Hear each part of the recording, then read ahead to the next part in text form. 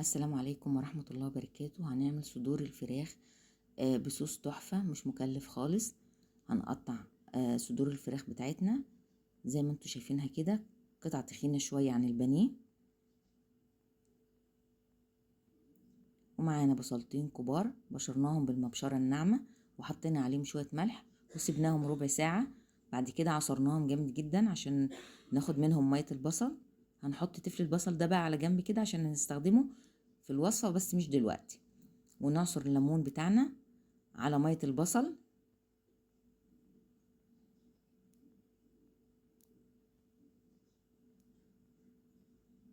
بالشكل ده كده.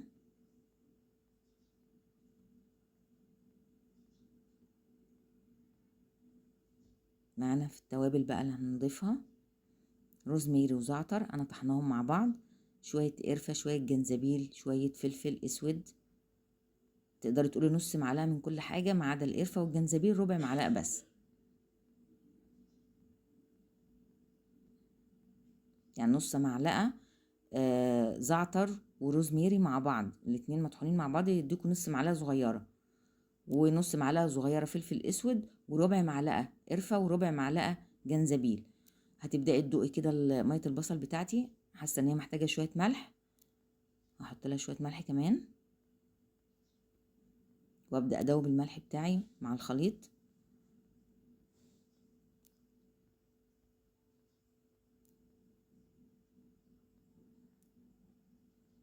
ونقول بسم الله كده، نتبل صدور الفراخ بتاعتنا.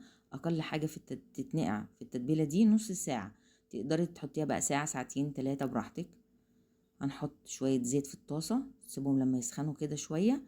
وبعدين انا هحط لهم نص معلقة من السمنة البلدي عشان بتديها ريحة قوية جدا وطعم حلو.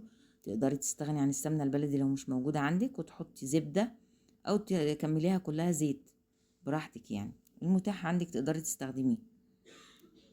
هسيبها كده لما السمنة بتاعتي تسيح شوية مع الزيت.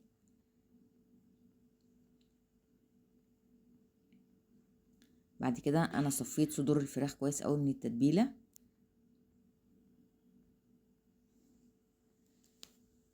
نبدأ بقى نحطهم كده، نرصهم في الطاسة واحدة جنب واحدة، ما بتاخدش وقت خالص في الطاسة. انا بس عايزاها تاخد لون مصفر خفيف من كل ناحية، لان هي انا مش هسويها كده، انا هسويها في الصوص اللي انا هعمله. انا بس بحطها كده عشان اقفل المسام بتاعتها. شايفين يا دوبك تاخد لون كده، بقلبها على طول.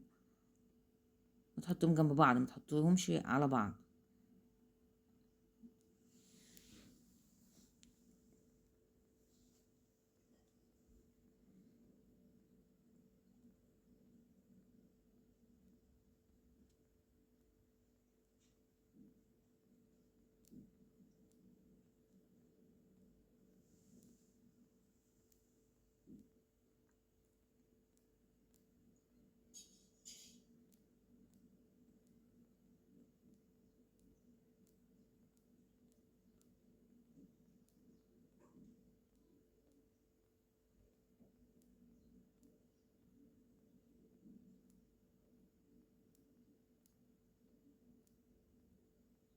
هنبدأ بقى نخرج قطع الفراخ بتاعتنا.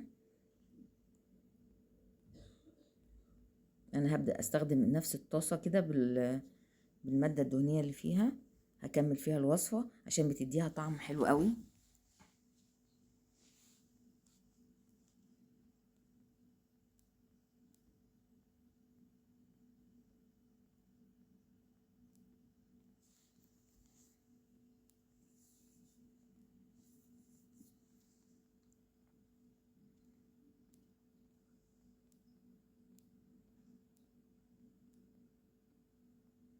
هناخد بقى تفل البصل اللي كان معانا في الاول، هنبدأ كده نشوحه في المادة الدهنية اللي في الطاسة بتاعتنا مكان الفراخ، لحد ما ندبله كده شوية.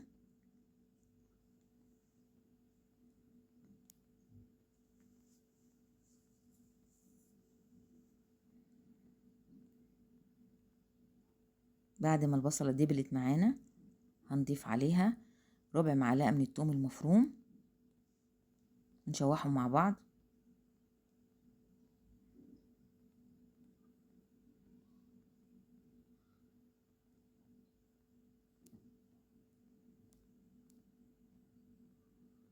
معلقة كبيرة من الدقيق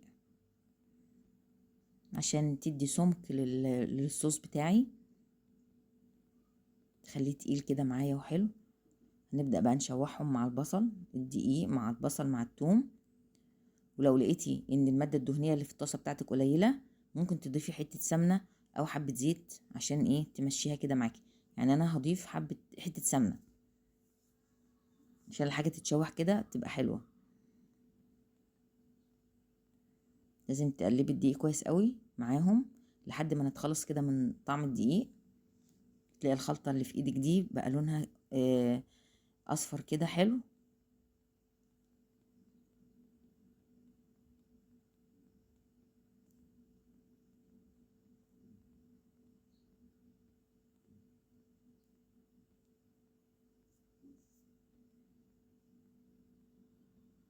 نحط بقى كوباية من المية،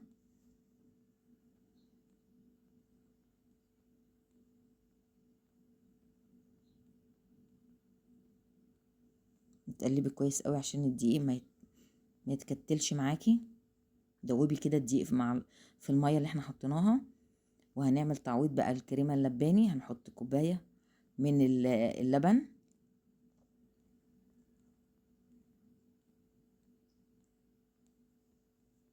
ومعاهم معلقة كبيرة من القشطة. القشطة دي مش لازم تكون قشطة بلدي، القشطة دي بتاعت وش اللبن اللي انت بتشيليه كده.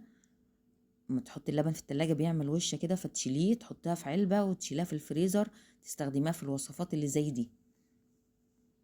معلقة كبيرة كده من القشطة هندوبها كويس مع اللبن.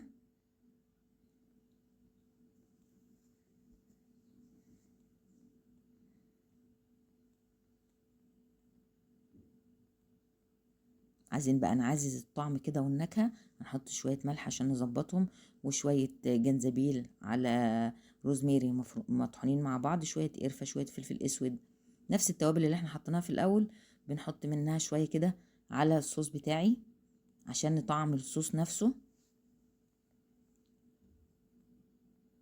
بنقلب بقى كله كده مع بعض.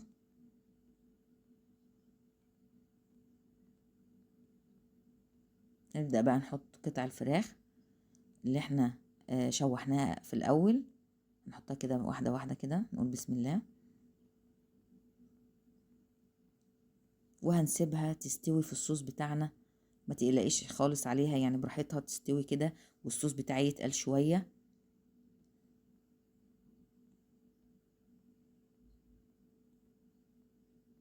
وانت مغطياها كده، لو لقيت الصوص لسه موجود كتير شوية والفراخ بتاعتك استوت، تقدري تشيل الغطا وتسيبها مكشوفة وتعلي عليها النار عشان تتبخر وتوصل للسمك اللي احنا عايزينه ده.